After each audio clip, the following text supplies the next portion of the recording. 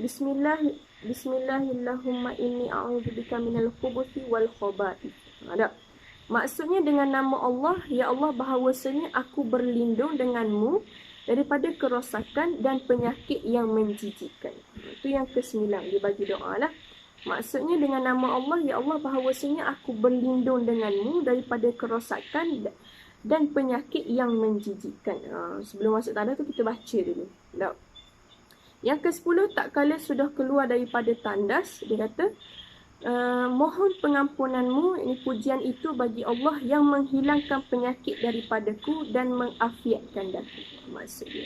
Itu kita kena baca tak? Yang kedua, makruh ketika qada hajat ni dia ada 11 perkara. Makruh ketika qada hajat ni dia ada 11 perkara. Yang pertama tadi sunat ketika qada hajat tu dia ada 10 perkara. Yang kedua ni makruh ketika qada hajat ada 11 perkara. Yang pertama pada air yang tenang dan pada air yang sedikit mengalirnya. Makruh kita qada hajat pada air yang tenang, maknanya air dalam kolam ataupun air yang tidak bergerak lah, ataupun yang sedikit mengalirnya. Yang kedua pada lubang tanah. Pada lubang tanah tak boleh. Sebab apa? Sebab lubang tanah tu kebiasaannya ada habitat yang duduk lah dalam tu tak? Ataupun ada haiwan. Yang ketiga, bersenang-senang di dalam tempat qada hajat. Bersenang-senang ni dia selesa duduk dalam tandas. Ada dia selesa. Ada setengah orang dia ni suka duduk dalam tandas yang lama-lama. Suka duduk tandas lama-lama. Suka 10 minit, 20 minit, setengah jam duduk dalam tandas tau. Apa tak tahu. Ada. Yang keempat, berangan-angan. Tak boleh berangan-angan. Berangan-angan ni maknanya siap berangan-angan dalam tandas ketika qada hajat. Nak kata tak kena tak? Sebab kita tak pernah buat tu. Yang kelima, memandang kepada kuburnya, yakni kemaluan depan lah. Dan memandang kepada najis yang keluar. Makruh dah, tak boleh buat perkara sebegini. Yang keenam, sedang berkata-kata perkara yang tidak penting. Maknanya menyanyi ke tak? Ataupun bercakap. Masuk tandas je bercakap. Masuk tandas je bercakap tak? Perkara yang tidak penting. Yang ketujuh, sedang makan sesuatu makanan. Ataupun dia makan, dia masuk tandas. Jadi perangai dia dah. Bila nak masuk tandas tu, dia makan. Tak boleh. Makruh. Yang ke-8, memandang-mandang ke kanan, ke kiri dan ke atas. Memandang-mandang ke kanan, kiri dan ke atas. Tidak makruh juga. Yang ke-9, menghadap matahari atau bulan. Ni sekiranya tandas dia tu tak ada bumbung lah. Kita kata tak. Tandas-tandas orang zaman itu tak ada bumbung. Yang ke-10, membelakangkan matahari dan bulan. Membelakangkan matahari dan bulan. Yang ke-11, menghadap angin, terutama angin yang kencang, lagi sangat makruhnya. Menghadap angin, terutama angin yang kencang, lagi sangat makruhnya. Tak? Waktu makruh ketika qada hajat ada 11 perkara lah. Yang ketiga, haram pada qada hajat 10 perkara. Perkara haram ada 10 perkara ketika qada hajat. Yang pertama, menghadap kiblat. Haram dah. Yang kedua, membelakangkan kiblat. Membelakangkan kiblat. Yang ketiga, membawa sesuatu yang tersurat dengan Al-Quran, hadis. Kitab, sesuatu yang tersurat nama Allah, nama Nabi Muhammad, nama malaikat, nama nabi-nabi atau sebagainya. Yang ketiga ni membawa sesuatu, haram membawa sesuatu yang tersurat dengan Al-Quran, hadis, kitab, sesuatu yang tersurat dengan nama Allah, nama Nabi Muhammad, nama malaikat, nama nabi-nabi atau sebagainya. Haram dah. Kita bawa masuk tandas. Yang keempat, membaca di dalam tandas seperti yang disuratkan itu. Bacalah tandas tak? Macam ayat Quran ke tak? Dia baca dalam tandas. Yang kelima, melakukannya di atas makanan walaupun tulang yang tiada dimakan orang. Dia melakukannya di atas makanan. Tak boleh. Haram. Yang keenam, melakukannya pada tempat orang yang mengajar ilmu Allah Ta'ala. Melakukannya pada tempat orang yang mengajar ilmu Allah Ta'ala. Buat surau dalam masjid tak boleh lah. Dalam masjid. Yang ketujuh, melakukan pada tempat berhampiran masjid, surau atau rumah orang yang alim. Buat tandas tu berhampiran. Dia tak boleh ni melakukan pada tempat berhampiran masjid, surau atau rumah orang yang alim. Kita tengok lagi tanda macam mana. Yang ke-8, melakukan pada kubur atau pada jalan raya. Ini bukan melakukan tanda. Ini melakukan qada hajat tadilah. Maafkan saya tersilap. Melakukannya pada kubur atau pada jalan raya. Diberok, kencing atas jalan raya. Tak boleh, tempat orang lalu lalang, haram kan. Yang ke-9, melakukannya pada tempat perhentian orang yang berjalan. Melakukannya pada tempat perhentian orang yang berjalan ataupun berteduh. Tak? Berok situ, kencing situ, tak boleh. Haram. Yang ke-10, melakukannya pada pohon kayu yang dimakan buahnya pada masa ia berbuah. Diberok. Dekat umbi pokok lah kita kata. Tak boleh gitu. Okay. Yang ke-11, fasal bersuci. Tadi fasal qada hajat. Yang ke-11, fasal bersuci. Apabila sesuatu yang basuh keluar daripada salah satu daripada dua jalan, iaitu kubul atau dubur, wajiblah disucikan. Ada. Syarat sebelum istinja dua perkara. Yang pertama, Islam. Maka tiada wajib atas orang kafir. Islam. Syarat sebelum istinja ni ada dua perkara lah. Yang pertama kena Islam lah. Maka tak wajib atas orang kafir. Yang kedua, disucikan. Disucikan ni dia ada banyak sini. Yang pertama, dengan air yang suci lagi menyucikan. Dengan air yang suci lagi menyucikan lah. Yang kedua, atau dengan batu yang suci. Atau dengan batu yang suci tak? Atau barang keras yang kesat, ataupun yang ni kasab lah, yang bukan makanan, bukan benda yang dihormati dan bukan basah, atau barang keras yang kesat macam batu, kertas, tisu tu tak? Tapi bukan daripada bahan makanan ataupun bahan yang dihormati seperti kertas tu ada ayat Quran, tak boleh, haram. Jadi yang ke-9, fardu istinja ni dia ada 3 perkara. Yang pertama, menghilangkan warnanya. Yang kedua, menghilangkan rasanya. Yang ketiga, menghilangkan baunya.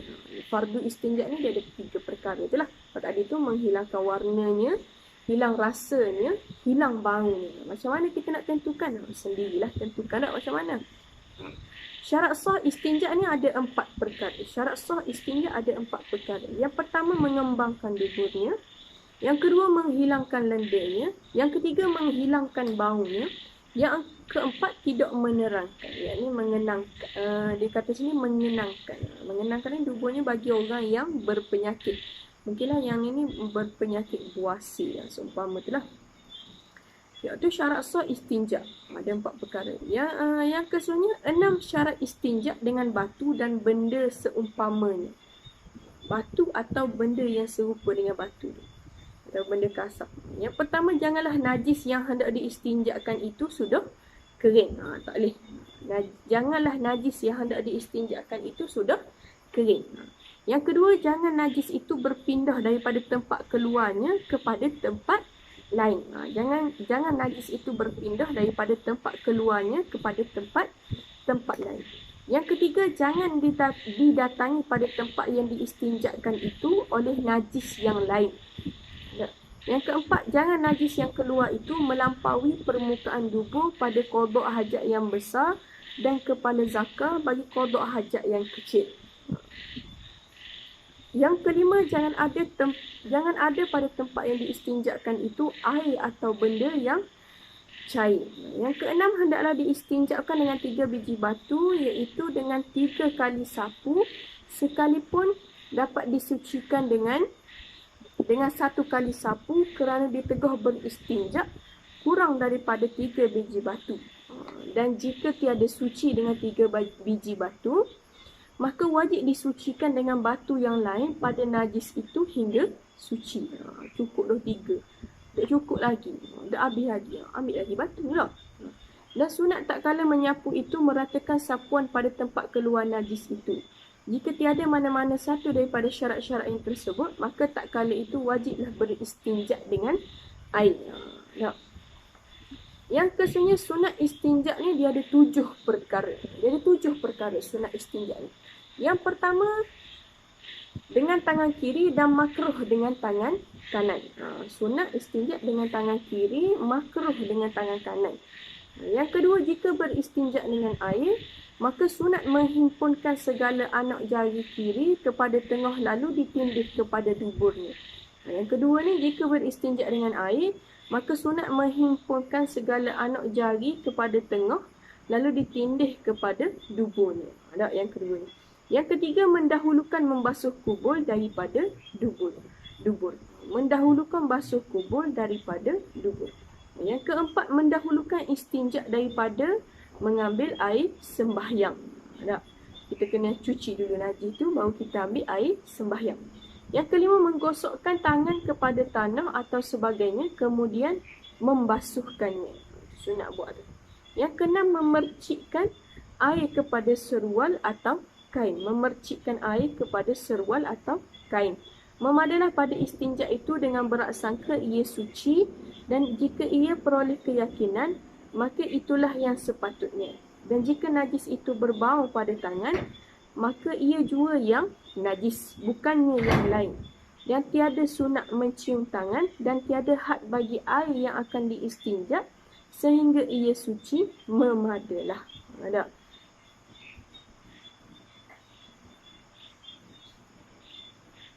Yang ketujuh ni, membaca doa selepas beristinja. Doa dia bagi ni. Allahumma tahhir qalbi minan nifaqi wa hassin farji minal fawahish. Allahumma tahhir qalbi minal nifaqi wa hassin farji minal fawahish. Maksudnya, ya Allah, sucikanlah hatiku daripada sifat nifak dan jagalah kemaluanku daripada segala kekejian. Tu doa selepas istinja. Yang seterusnya kita tengok lagi fasal segala najis. Fasal segala najis ni ada berapa? Tak? Fasal segala najis ni dia ada 10. Antara benda-benda yang najis ialah, yang pertama, tiap-tiap air kencing, tahi sekalipun tahi ikan. Najis. Tahi ikan kan najis kan?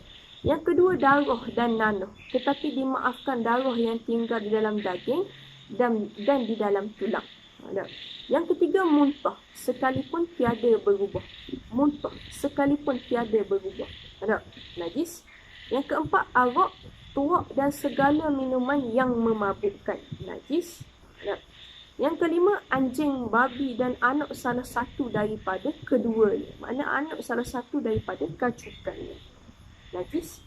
Yang keenam, segala bangkai. Maksudnya tiap-tiap yang hilang nyawanya tanpa disembelih, dan bulu bangkai, kulitnya, kukunya, tulangnya dan sekalian bahagian anggotanya itu najis. Maknanya binatang tu dia mati bukan dengan cara disembelih. Dia jadi bangkai. Najis. Yang ketujuh, air mazi. Iaitu air yang putih atau kuning yang nipis yang keluar pada kebiasaannya tak kala bangkit keinginan. Yang ke-8, air wadi. Iaitu air yang putih dengan kekeruhan yang tebal yang keluar pada kebiasaannya tak kala di belakang kencing atau tak kala menanggung sesuatu yang berat. Angkat berat, keluar air wadi. Angkat berat, angkat kotak tu berat ada. Yang ke-9, air mani anjing, air mani babi dan air mani anak salah satu daripada keduanya. Bersalahan air mani manusia, sekalipun binatang yang suci dan sekalipun yang tiada halal dimakan dagingnya, seperti air mani harimau, gajah, kucing atau sebagainya, maka ia suci. Yang ke-10, susu binatang yang tiada halal dimakan dagingnya, seperti susu keldai, harimau, beruang, gajah, singa, kera, kucing dan sebagainya yang lainlah daripada susu manusia. Adapun susu manusia dan susu yang dimakan dagingnya, sekalipun daripada susu lembu jantan, maka ia suci. Dan lagi bangkai ikan, belalang dan manusia, ia suci. Segala bahagian anggota yang lain daripada manusia, ikan dan belalang yang tercerai pada ketika hidupnya itu, seperti tanduk rusa yang tanggal atau lainnya, maka ia najis melainkan bulu binatang yang dimakan dagingnya, seperti bulu ayam, angsa dan sebagainya, bulu unta, bulu lembu, bulu biri-biri, bulu kambing dan sebagainya, ia suci juga. Ada seperti yang dinyatakanlah dalam kitab ni mana suci, hak mana tak suci dah. Kita kena ambil berat belaka lah tu. Ada segala tu. Jadi saya rasalah setakat untuk hari ni saya sampai dekat fasal segala najis sajalah. Kerana masa dan juga teknikal daripada telefon ni. Daripada atas talian ni macam-macam lah perkara teknikal dah yang tak boleh nak elak ni. Jadi saya rasa setakat tu sajalah perkongsian saya pada hari ini. Mudah-mudahan atas perkongsian saya pada hari ini dapat diperolehi lah dan digunakan pada masa yang akan datang.